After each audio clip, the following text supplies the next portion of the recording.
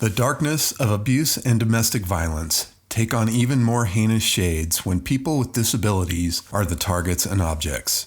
But you will hear how Franklin Erickson and his team at The Initiative bring light to this battle with love, compassion, empathy, training, and skill on this episode of Making Our World Better. Welcome to the Making Our World Better podcast, where you will find motivation and encouragement through lively conversations with inspirational people who every day are making our world a better place. Now, here's your host, Jay Clark. Welcome to the podcast. I am Jay Clark, and I'm excited to welcome Franklin Erickson, Executive Director at The Initiative, the only organization in Colorado that focuses on the intersection of cross-disability issues and abuse.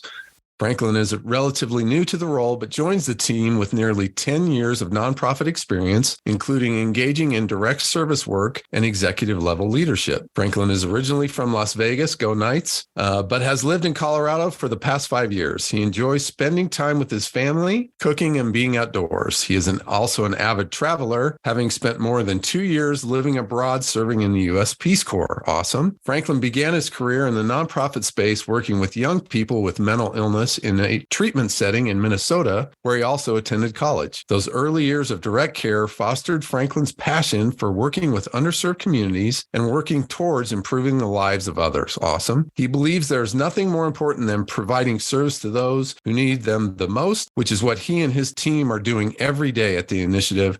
And I'm looking forward to learning way more. Welcome, Franklin.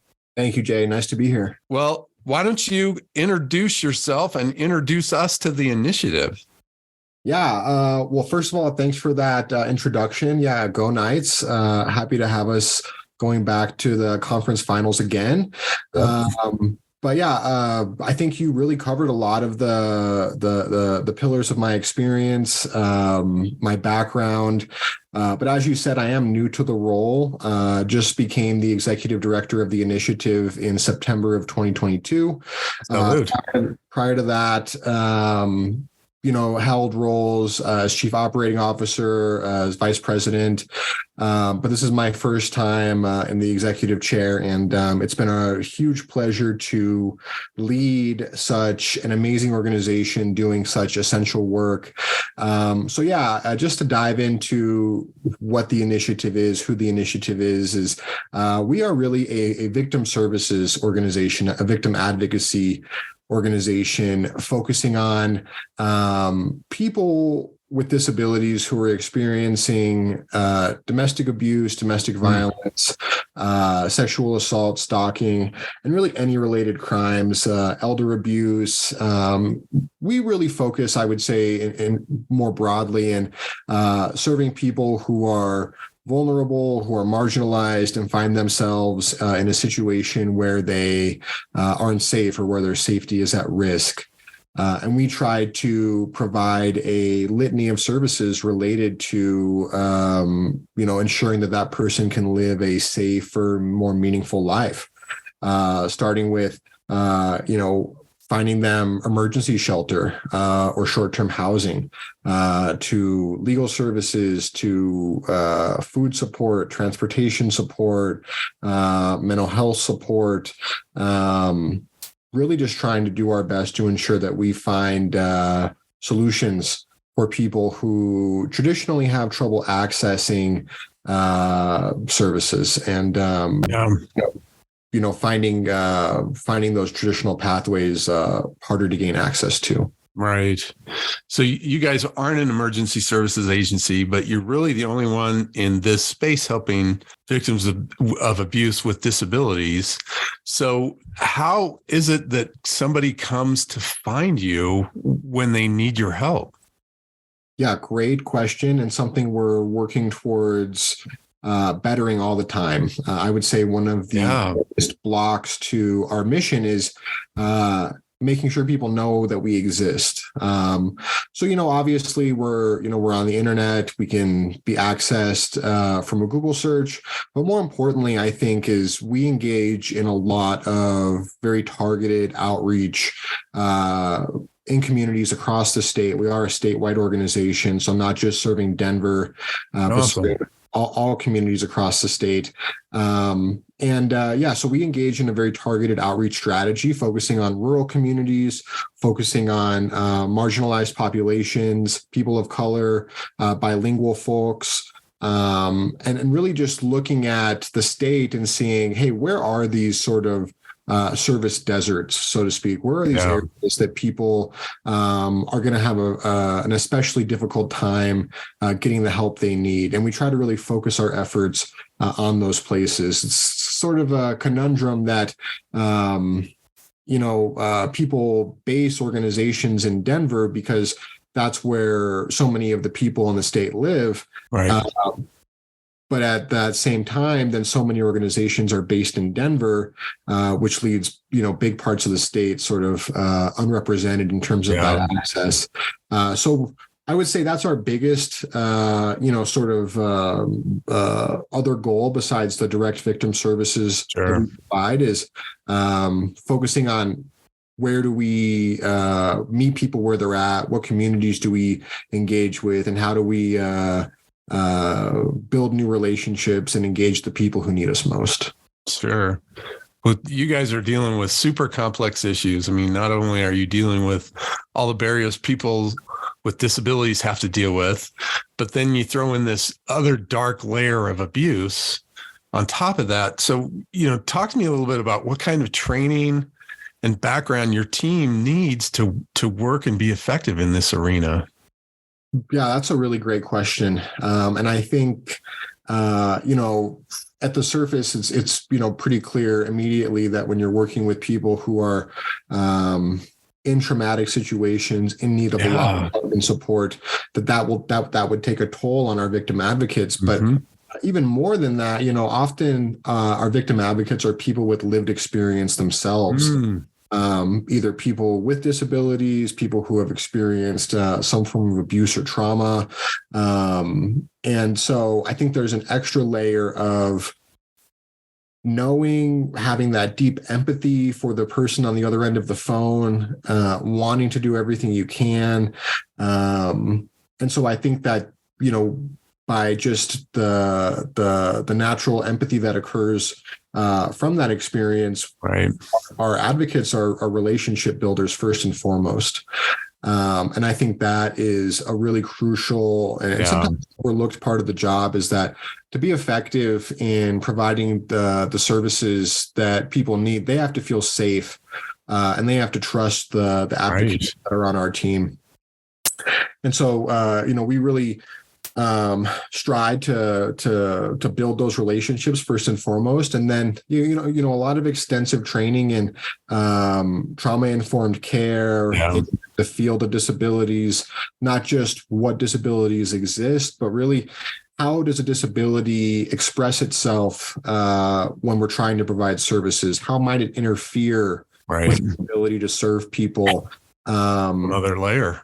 Yeah, and I think, trying to expand what a disability means for our team. So really including substance use disorder, severe and pervasive mental illness, PTSD, behavioral health as another form of disability, to ensure that we're, not excluding anybody from that conversation of that access that they need to services. And our victim advocates are also bilingual. Awesome. They have regular conferences and trainings and symposiums they engage in. So I'm really proud of the efforts they take on their own to just stay really on that cutting edge of training and understanding the disability landscape. Well, and I'd be interested to hear about, especially when you're dealing with trauma, a lot of times people don't want to bring that forward. I'm a tough guy. I'm good. I don't need help. And I would think with somebody who's got a disability that it's building up that trust is even a little bit more difficult. How is it that you go about building that trust and breaking down that barrier? Yeah, it's a really good question. And I would say, even before I speak to your question, the the difficulty for our advocates is kind of compounded by two different forms of stigma. And I think really stigma is at the root of that. Yeah. I don't want to come forward. I don't want to admit that I need help. Right. I don't want to appear dependent. So I think there's a stigma attached to being a person with disabilities, first and foremost. Right. So you got that before you even throw on the other icky layer. 100%. And, then there's a stigma attached with being a quote unquote victim, right? Abuse or violence or assault. And so we try to use a lot of that survivor first language, client survivors. We try not to use the word victim. We want to use empowering language. Nice. And we really want to do a lot of listening. We don't try to pry. We don't try to, pull more information than is needed out of the people we work with. And I think we really try to address, a few key areas with each client, and the primary one being safety. How can we ensure that from this conversation forward that you're going to have a safety plan if you're still living with your perpetrator, or that you can remain safe if you're no longer living with that perpetrator. Strategies to mitigate conflict, strategies to leave when necessary, strategies to keep your address confidential and your house safe. So I think it's a combination of really just listening, trying to meet people where they're at, not putting undue pressure on them, and trying to use language that is empowering and uplifting instead of sort of reinforcing that stigma. I think that's great advice for any aspect of life, is to use more empowering language. I think the world would be much a better place if we all did that, and we're more intentional with that. But it also has to help. In the little I've learned about trauma the last year or so, to have somebody with that lived experience, it's instant credibility, and somebody that if you're talking to them, it's like, well, they know exactly what I'm talking about. So I can be a little bit more open and a little bit more forthcoming because they've walked in my shoes before.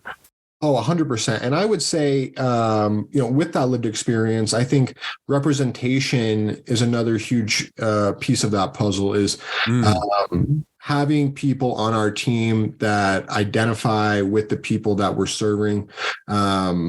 There's that commonality. I think there's a comfort that exists when there's diversity represented with our advocates. And I think that that's a really important piece, not just for victim services organizations, but for any nonprofit providing community-based services, is you have to have a team that's reflective of the populations you're trying to serve. And not only is it important to have a team that reflects that diversity, that inclusion, but it's also important that those voices on your team are listened to, that they have a seat at the table, and that they're included in the decision making, so that you can work with them to guide the organization as the needs of the community evolves. Great leadership advice. So tell me, who are some of your most important partner agencies? Yeah, I mean, there's a ton. We work a lot with Safe House Denver. They're really close friends of ours. They do a lot of important work with people who are in immediate crisis. We work with another great organization called Dove. That's a deaf organization for people who are deaf. They do great work translating and working with us for the deaf community. We work with the Rose Andom Center, which is a community resource center in downtown Denver that does a great job referring clients to us who are having access issues with getting the services they need. We also work very closely with several different DA's office and judicial districts across the state, really to ensure that we can refer clients when needed to help clients walk through the process of getting victims compensation, getting putting a case together against their perpetrator. And so I think, it's a combination of community-based partners, government and law enforcement based partners, and countless other partners that I'm not mentioning across the state that we're extremely grateful for. Takes a village. Yeah, absolutely. Well, and it was alarming to read about intersectionality. That was a new term for me, which is where multiple forms of inequity or disadvantage converge and compound, which is what you guys deal with every day. That's some tough sledding. So how can we really raise awareness of these kind of situations in the community? I think that is the primary question we ask ourselves when we are engaging in outreach work, which is how do we empower people to use their voice to change how we think about people with disabilities, to change how, as a community, as a state, how we think about domestic violence. And so I would say a big piece of that we're working towards is trying to get people to understand domestic violence, domestic abuse as really a public health crisis. The statistics are staggering. I mean, it's unbelievable. I mean, especially, and then, in the disabled community, it's even worse, it's just horrific. Right. So if you think, that approximately 50% of women at some point in their lives will experience, domestic violence or abuse or stalking, and that 33% of men will, and then you compound, like you said, Jay, those other mitigating factors. We're dealing with a public health crisis, not an individual criminal case. There is something deeply wrong when so many people will be affected by an issue that is pervasive across communities, across identities, across the state. I think the other thing we're trying to do is really change how we talk about people with disabilities. Yeah. One of the most important things I've learned entering this role, working with this organization, is that there's sort of a misunderstanding as to why people with disabilities are more likely to experience abuse or violence. It's not that they are more vulnerable in most instances. It's that there is a perception of people who are abusive that people with disabilities are more vulnerable. It's that perception piece that because of how we talk about people with disabilities, because of representation of people with disabilities in popular media and popular culture, that people target people with disabilities more often because of that perception of vulnerability. They're an easier target. Oh, geez. That perception of weakness. But of course, that's not the case. It's not the case, for sure not. Are able to live very meaningful lives, very fulfilling lives, are able to take care of themselves. And so I think adjusting that piece of, hey, this community actually isn't more vulnerable. This community is actually, totally capable of living meaningful, full lives, of taking care of themselves, of being independent, of being, just who they are without the need of somebody taking care of them. I think changing that perspective has been really crucial. Well, on a lighter note, is there any success stories that you can share? Yeah, I think anytime we connect with a client and can provide a service that makes them feel safer, makes them more comfortable, puts them in a safer environment, that's a success story for us. That's a huge win. And I think we more often than not do have that success. I was recently talking to one of our advocates about a client with 2 children who was at risk of being homeless, didn't have many options to turn to. This person's disability really got in the way of them accessing normal shelters. And we were able to, work with a couple other organizations and provide rental assistance, and safety deposit, security deposit for an apartment for this person. They, from that were able to find a job and sort of really put the foundations of a life together without their perpetrator. Once they had that permanent address, once they had that place that they could access and live in with their disability comfortably, they were able to feel a sense of independence, feel a sense of pride of being able to provide for their children, and really, plant those seeds of beginning a chapter of their lives. And I think those kinds of stories, that kind of meaningful impact is what sort of, keeps us going. Because that's a generational thing now, right? You're helping that person who's coming out of this situation, which is then going to ripple across their kids, which is going to carry into the next generation. So that's awesome. But this work is definitely not for the faint of heart. So was there kind of an aha moment for you when you wanted to devote yourself to these kind of efforts? Yeah, that's a great question. I think early in my career, engaging in direct service work with young people, working in group homes with people who really felt abandoned by their families, who didn't have a lot to look forward to on a daily basis. Staff coming in and out of their homes.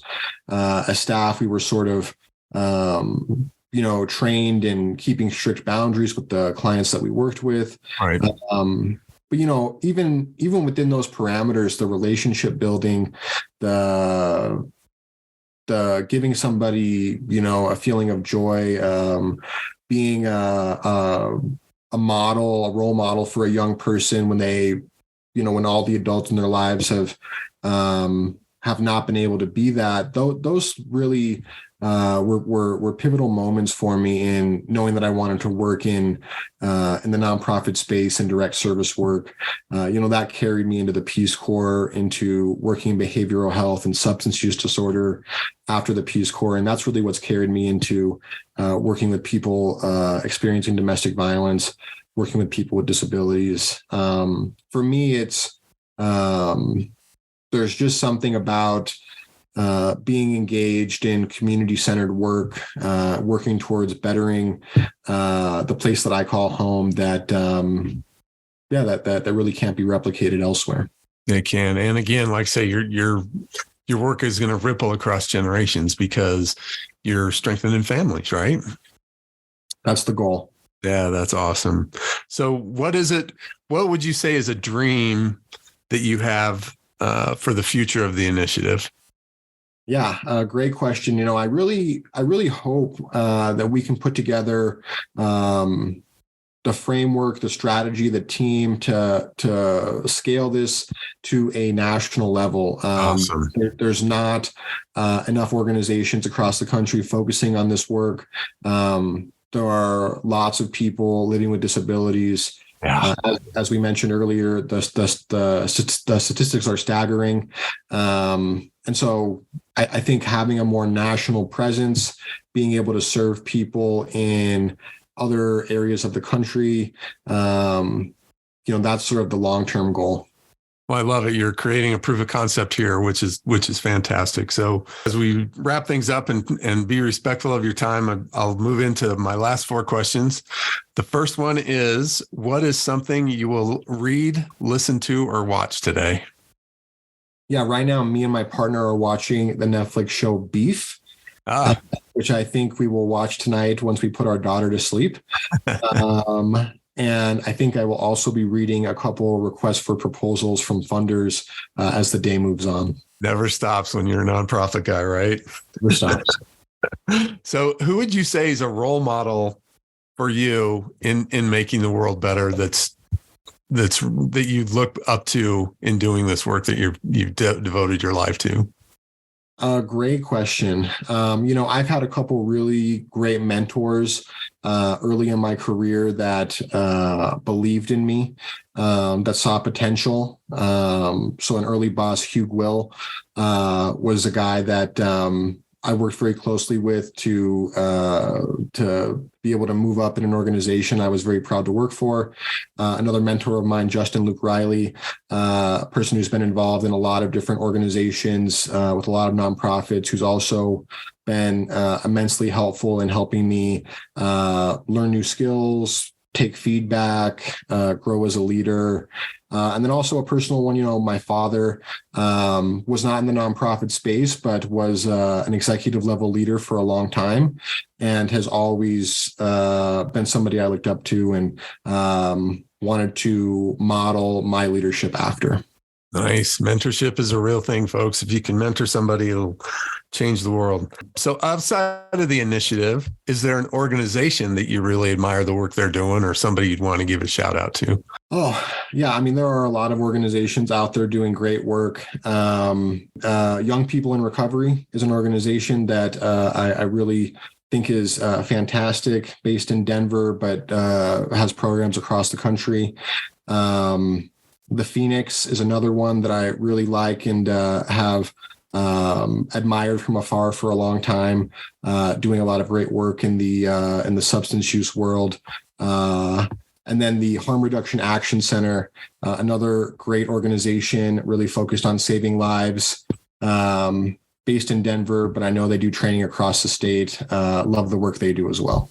If anybody wants to support the initiative, learn more, volunteer, just find out more, what's the best way to find you? Yeah, you can go to the initiativeco.org. Our website is a bit of a mess right now. We're in the middle of a rebrand of rebuilding our website, but you can contact us there. You can contact me directly at franklin@theinitiativeco.org. Be happy to respond to anybody who wants to reach out and get more involved. We're always looking for volunteers, interns, and people who want to support in whatever ways they can. Fantastic. I'll put all that in the show notes. Franklin, keep up the great work. Admire what you guys are doing, and we'll be pulling for you. Thanks, Jay. Thanks for listening, and thanks to Franklin for providing hope and inspiration in a tough arena. This podcast was brought to you by JC Charity Services. Being a nonprofit leader is hard, and I can help you thrive.